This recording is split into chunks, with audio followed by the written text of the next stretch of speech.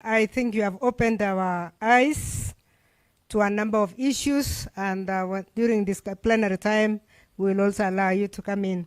May I now invite Senator Fatuma Dulo, Senator of Isiolo, to come and make her remarks. Thank you, Professor Kamar. Professor was our deputy speaker in the last Senate.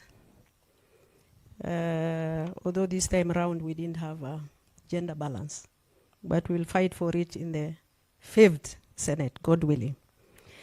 Honorable Speaker, Deputy Speaker, governors who are here. I think I served with Senator Sang in the 2nd Senate, Susan in the 3rd Senate, Conrad, I was with him in KNCHR. Colleagues, staff, good afternoon. I'll be very brief. Mine is to take you through the journey of the Senate from 2nd to current. I'm serving my 3rd term in the Senate. And this is a calling to those who are nominated. I was nominated in the 1st Senate. So, kazi kwenu. Now, I'll be very brief. And you will bear with me if I take a bit of time, because I wanted to cover at least various experiences that were there. Number one, when we came into the Senate, by the way, we didn't even have chambers. We were taken to KICC at the lower ground basement of KICC, where we didn't have microphones, where we didn't have, you pull the microphone from up so that you can be able to speak. So it's a long journey, but I think we are somewhere, and it wasn't easy. It's a big fight. Now, mine is to take you through the journey to strengthen devolution from the Senate, 2nd Senate, on establishing devolution structure specifically. One is that we tried as the 1st Senate to come up with a framework and to build capacity of the county government and also the Senate, because it was new. Number two, implementation of the transfer of functions. There was a lot of problems. Despite the constitution and other legislations being very clear, the national government then was holding back some of the functions. So the 1st Senate was actually fighting on that until we managed transfer of most of the function. I remember in health, they were releasing all the functions, but they were holding back something to do with the standard. I remember one of our colleagues, I can't remember it, had to bring a motion on the floor of the House to make sure that standard has also moved back to the county government. Then unbounding of county government functions, including interacting extensively with the now defunct Transitional Authority. Transitional Authority has done a lot of work then to make sure that the counties were able to run. But with the help of the Senate then, we had to intervene to make sure that things are done properly. Again, bringing attention to the current functions and duplication of roles under the 4th schedule of the Constitution. There were kind of duplication roles, both at the national level and also at the county level. So most of that were done by the 2nd Senate. Again, establishing intergovernmental relation, particularly between the Senate, the national government, and the county executives and also county assembly, aligning existing legislations between the county executive and the assembly. So after the first assembly and also the county executive, there were so many things that were left hanging. So the Senate actually managed to align constitution to legislations that were governing legislations that we have done. Again, aligning existing legislation with the Constitution, which was done. But however, there were a lot of challenges then, especially on the issues of human resource capacity and adequate financial resources to fully operationalize county governments. The budget allocated was not enough, but we said we must fight for county governments then. I remember severally as a Senate, we really wanted to increase the percentage from 15 to 35. As a Senate, every 5 years, we normally fight to make sure that the allocation has been increased. But unfortunately, when it comes to power sharing and also being wood from one level to the other, governors always throw us under the bus as a Senate. I remember the last one was the third generation formula, where the Senate said 30% or no budget allocation. I think the governors who are here, they know. But basically, they were called to State House. They abandoned us. We had to fight with the executive. I know there were several of us who were arrested, actually, even when that debate was going on. Somebody like Senator Legwe, I don't know whether he's here, Malala, and the rest, simply in protection of devolution. So I think for those who are here, when it comes to matters of counties where you represent, the issues of partisan should not arise. You can sing about parties and all that, but with time, mutasahau. Now again, resistance by national government agencies unwilling to transfer certain functions and resources to the counties, delays in transfer of funds to the counties. Mostly you will find that there is a delay in transfer of the funds because of the debate from National Assembly to the Senate. Accountability by the county government. And I think that is where there was a challenge, and that is where Senator Governor Sang brought in his bill, the famous Sang bill. Because as a Senate, we were actually in darkness. We don't know what is allocated and what the governors are doing. And at the end of the day, senators are being told you must oversight. So we tried actually with him to see how we can bring in the county, was it the County Development Board Act, although it was thrown through the window by the courts. Concurrent function and duplication of roles by the two levels of government. And I think these we have experienced, and as I've said earlier, national governments wanted to hold on to some responsibilities. Now, on the role of the Senate regarding division of revenue bill, by the way, in as much as Article 93, 94, 96 are very clear on the role of the senators, we had faced a lot of challenges between ourselves and National Assembly when Article 93 is very clear. Between us and national government, and between us and the county government. Those challenges have been there, and it was difficult for Senate to deliver on its mandate. Now, Article 217, 218 of the Constitution envisions a central role by the Senate in division of revenue. But with time, during the second Senate, we were actually completely cut off. National Assembly said we had no roles in the division of revenue bill, in debate and passing. And I think that is the key role that Senate has to play. If you are denied that, you cannot just sit and watch. What we did, our speaker then was Ethuro. We had to walk from KICC to the courts after issuing a press statement. And the good thing is that we got a ruling. So sometimes, as members, you can make a decision. But the challenge is that the speaker has to be the head of the institution.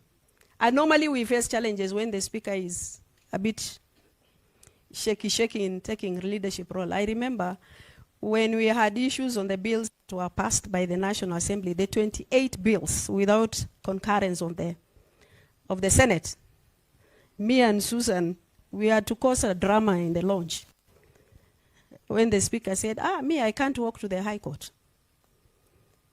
We said, you will be impeached, Mr. Speaker. You are either bringing yourself here to work with us all the way from Parliament to Milimani. So, these positions, sometimes they are very sweet, Mr. Speaker, sir. But sometimes you have bullets to bite. So, lazima ujitayarishe. And I remember we went to Speaker Lusaka to State House for signing of some bills. Tulisomewa kusomewa. Nyinyi ni nani munanipeleka kotini? Yeah? So there are certain things you will be forced to do, sometimes in the interest of devolution, in the interest of the House. So I'm just warning you. I'm sure things might come up with time. So fortunately, we were able to get a ruling where Senate was able to debate on the division of revenue bill and also passing. So that is a plus for the second Senate. Now, similarly, there is still ongoing debate on the proper role of the Senate in the budget-making process, the initiation of money bills, and the approval of the nominees for the appointment of state officers. I remember very well, in the second Senate, we did a lot of work on Prisons Act. And we brought actually a motion on the floor of the House. We were given a select committee to look at Prisons Act up to date. And I think it was 1972, if I'm not wrong. Maybe Dr. Okello can tell us when it was amended. From 1972 to date, Prisons Act has not been amended. So since I had experience from KNCHR, I said I should spearhead to see how we can amend that act. Unfortunately, after Senate has allocated money, we did a lot of work. We went to several countries to share experience. We were told, this is a money bill. You can't proceed. So, this is an issue that we will have to grapple with. You will develop an interest as a member. You want to amend this, you want to amend that. But National Assembly, they always have issues with certain legislations that Senate has an interest. And I think those who are here from National Assembly now, tunavaa viatu moja, you will feel what we used to feel. It's really very unfortunate. So those are the challenges we are still facing, and the fourth Senate should be able to deal with those money issues. And again, the relationship between the Speaker of both houses. We had a lot of problems in the second Senate because there was a frosty relationship between the two speakers. And that is why most of the things didn't pass. Appointment of the state officers. We had to fight actually to come on board to interview G. And I remember then it was it Boynet?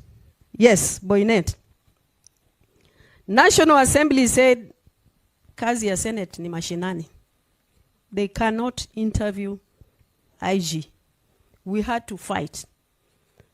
Until now, we are able to sit in that interview and actually interview the state officers. Basically, the IG under the Security Committee.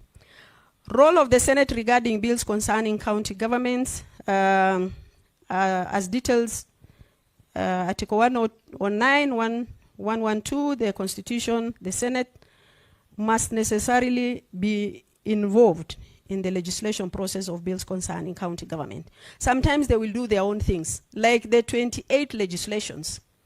23 of them are matters actually affecting counties. But National Assembly went ahead and sent it to the President without concurrence of the Senate, of the Speaker of the Senate and the Senate. And I think that is where our speakers are supposed to be vigilant, and also the executive, to make sure that National Assembly, they don't pass things that are supposed to come to the Senate. We have actually an appeal in the High Court where the 23 were nullified. 5 are still, is it at the Supreme Court or Court of Appeal, Dr. Okello? Supreme Court.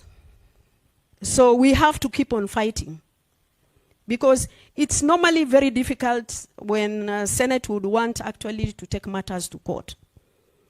We face a lot of challenges, especially when it comes to the decision being made by the National Assembly. So we have a problem there. So the House and the Speaker and the Secretary, they have to be vigilant. Article 110.3, this is the concurrence of the bills, which I have actually said before. And again, as a result of that ruling, which I have said by the petition of the Senate, we were petitioning lack of concurrence on the 28 bills. We actually got a ruling on the 23. Those were actually expended because they are yearly legislations. But the 5 remaining, they are still in court. Then consultative framework between the Senate and the county government on the budget process. Despite the Senate being mandated to scrutinize budget policy statement and allocate national revenue to counties, no structured interaction currently existed between senators and their respective county governments on these issues. Because money is sent, you have no role as a senator, and yet you are supposed to oversight that money. So those issues, we must work on it as a fourth Senate to make sure that there is a framework and there is a structure. I know some of the governors then who are represented here, they never wanted senators to know what they are doing on the ground. But right now, tuko pamoja, lazima tufanye kazi. Yeah? But what third Senate did, we made sure that controller of budget shares the budget with you from their office, so that you know what the county is allocated.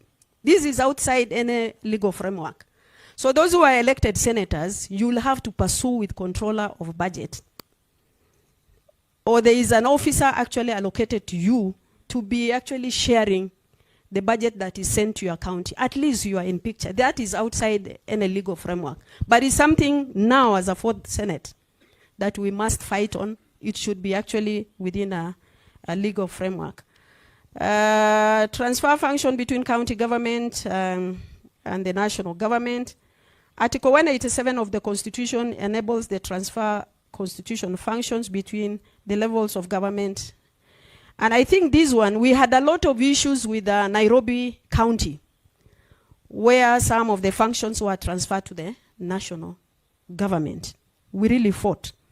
And I remember Senator, the current governor for Nairobi, was actually forefront in terms of ensuring that he has protected the county functions. Now, achievement. The Senate Committee on Constitutional and Legal Review, there was actually, after we had that issue of revenue sharing, and we were unable actually to understand what is our role and all that, the Senate established a select committee where it was, I think, chaired by Senator Murkomen. By the way, apologies from Senator Murkomen. He was the one to do this presentation, but he's out of the country, so I'm just stepping in for him. So I think it was Senator Murkomen and Mutula who were the chair and the vice chair. Then the issues came up that came up out of that select committee was lack of clarity on the shared spatial specific role of both houses. Lack of clarity on the meaning of the bill concerning county government, while also noting that all matters concerning counties, the legislative matters of the Senate with respect to money bills, which I have actually indicated. I remember very well, I don't know where that bill has been assented to. The National Assembly tried even to remove Senate from looking at international obligations. And you know, most of those international obligations, some of them are matters governing county government. So we had to fight to make sure to reinstate it. And I think maybe, Dr. Okello, are you here? So Yes, have we reinstated that position? Oh, it's in progress. So you can imagine having removed from looking at international obligations. You are useless. Because those matters, majority of them, and most of them are actually matters affecting county government. County governments. Then the other matter is the role of the Senate in the budget making process, limited role of the Senate and approval of nominees for the appointment of the state officers. And I think this is a matter we need to look at also, because I don't know how we are going to handle it, but it's a matter that we need to discuss and have a way forward on it. Lack of constitutional provision to Senate leadership. While National Assembly leadership is detailed under Article 108 of the Constitution, so the mention of the leadership of the Senate is nowhere in legislation. So ni ukarabati tunafanya. So I think this is something also we need to fight for. Independence of the county assemblies to ensure effective oversight of a county executive. I think this one we have also tried, because at the initial stage, county assemblies were actually at the mercy of governors, because they didn't have actually independence as far as their budget is concerned. And there is so much audit query as far as that relationship was concerned, where the monies were not actually transferred properly. But I think right now they are doing well. Some of the issues identified by the Select Committee have since been subject of judicial interpretation, some of them. Bills concerning county government, and I think I have said that. Increase allocation of resources, which we have talked about it. Enhancing independence and capacity of the assemblies. I think I have tried. And at the Senate level, we have a liaison office where we said the county assemblies should come for training for a week or for the number of weeks they want. Then PAC has also a structure where they have a training institution where they can be able to send their staff. We have forums of devolution conference between ourselves and the governors and other relevant institutions. The legislative summits, which actually gives us a lot of interaction as far as the issues are concerned. Again, in the third Senate, we tried Senate Mashinani. And we had Senate Mashinani in Wasingishu and also in Kitui, where we felt we need to move from the national level. And actually, people really appreciated that arrangement. And I remember it really profiled the Senate. And we tried to solve a lot of issues that were pending, be it audit issues, be it matters affecting communities within those counties. And I think maybe this Senate, Mr. Speaker, sir, maybe you will be able to do something about it so that we can work in other counties that we have not actually reached out to. Then during COVID, we were able actually to continue with our debate through virtual meetings, hybrid. Those who were able to come, they were able to come, and those who were unable, they were also allowed to contribute through virtual. Now, way forward, and before way forward, I have talked about Sang Bill, which I really believe, although it was unconstitutional, we need to do something as Fourth Senate to see how we can be able to interact with the counties, to know what is happening. You are told to oversight projects within the counties. You don't have any structure. You don't know what is happening. Members of public are going to ask you questions. Project A, B, C, D, what is happening? You don't even know. So what do we do as a Fourth Senate to make sure that we know what is happening? There was also a matter on source revenue where the governors took us to court. And they said, Senate has no mandate in auditing on source revenue. Surely. County Assembly is the one to audit on source revenue. This matter is still in court.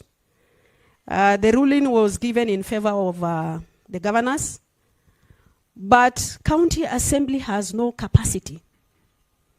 And this is something that should have actually complemented the national government budget. But unfortunately, the ruling was in their favor. We have appealed against that decision. So we are not auditing today on source revenue at the county level. I think Governor Zamuta Tupiga. Now, the other matter is delay in implementation of Auditor General's report. Sometimes when it comes to us, Auditor General's report, we do make recommendations, but sometimes you will see that it's not implemented. So this is also something we need to see how we can be able to make sure that we have delivered on our mandates.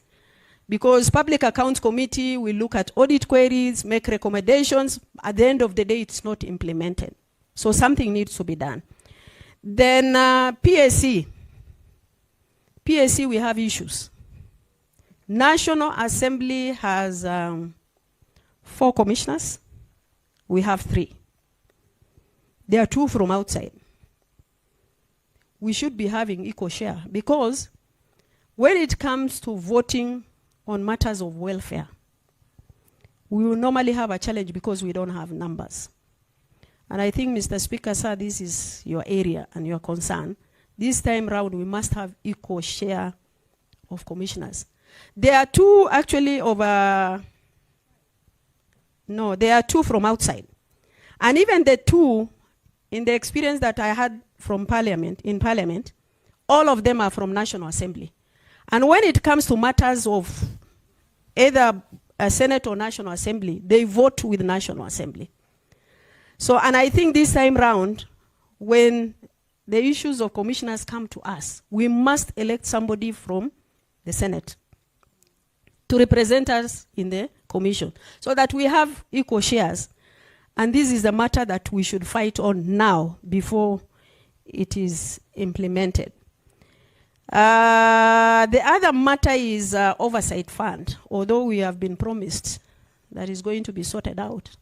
And I think this time around we have our own colleague, Senator Weta, who knows the challenges we are facing. But I think over the years we have been promised severally. I had the benefit of sitting in the first committee where Kiraitu Murungi was the chair. I remember we were given 40 million to spend within, was it 2 months, I think? 2 months, if I'm not wrong. And we were told the only way you can access that money is for you to prepare an activity in your counties. And then once you prepared, you send it to the secretariat, they disperse the money to you. Before we develop the structure, the term has already lapsed. That 40 million, it didn't go anywhere. The second Senate, actually the Senate nominated me to be the chair of the Oversight Fund. I honorably agreed to chair the committee. We went through so many processes. We have been to State House thrice or twice. We have been promised the money will be given to you. We went even to State House in Mombasa. I remember the current president took us to Mombasa to negotiate on that. And the president was categorical. He said, Senate, you must give them their money. CDF is illegal. NGAF is illegal. Let also Oversight Fund be illegal. And he called Rotich then in Mombasa. We were told on Monday we must have a meeting in the Speaker's office. We went for a meeting. Rotich was there. I think the clerk was there. The leadership of both houses were there. We discussed. And we were told, since this is not a development fund, we must come up with a regulation. Initially, we developed a legislation. It was thrown out. We were told it's not a development fund. Then we were told to develop regulations. We developed regulations. Yeah? And in all those meetings, National Assembly leadership and the political leadership, they were all saying, tutawapatia pesa hamna shida. So, the regulation went up to Treasury. I remember we had a meeting with Treasury, Auditor General, AG, all those institutions. We had meetings for weeks to make sure that we have a regulation, we had a budget. Clerk was told to open an account within his secretariat so that the money is actually transferred from treasury and was it a overhead? I think he created an overhead under his docket. He did that. Twice, when the money was put in the budget at the national level, it was removed actually and reallocated to PAC and for other activities. So even after Clark established an account under his docket, 500 million was put in there. We established actually the regulations. PAC passed. I don't know what happened after that. We never managed to get that money. Surely. We didn't have then. I think there was so much debate in our wall. But as a second and third Senate, we have really fought for oversight fund. Maybe there was no political will. Maybe our brothers in the National Assembly then didn't see the need. I think those who are here, they know now there is a need. Tusaidiane. The only way that we can be able to deliver on our mandate is that we must actually have oversight fund. Because you go to the county, you don't know anything. And I think we went through a very lengthy process just to see how Senate can be able also to utilize the money. We have all the documents, we have all the records. The only thing that is left is the money allocated. Mr. Speaker, sir, we are appealing to you tusaidie tafadhali tupate hiyo oversight fund. So we have tried to that level. Finally, I wish to thank the Secretariat. For the 2 terms I've been in the House, they have been quite useful. Very supportive, very professional. Those who are new, don't hesitate. You will get a lot of actually material shared with you. The only thing is that don't take your positions for granted. You need to work for it. You need to ask where there are questions. But the bottom line is, as senators, we have issues that actually put us together. We must unite where we need to unite to make sure that devolution works, to make sure that it delivers on its mandate. Issues of parties, yes, imeleta nyinyi katika bunge. But sometimes, I remember when we had the 3rd generation formula, some of us, we had to abandon the government for the county. And I remember I was being summoned in Jubilee House. You either drop the leadership of the House or you support the division of revenue bill. I told them, chukua hiyo leadership. I can't abandon my county.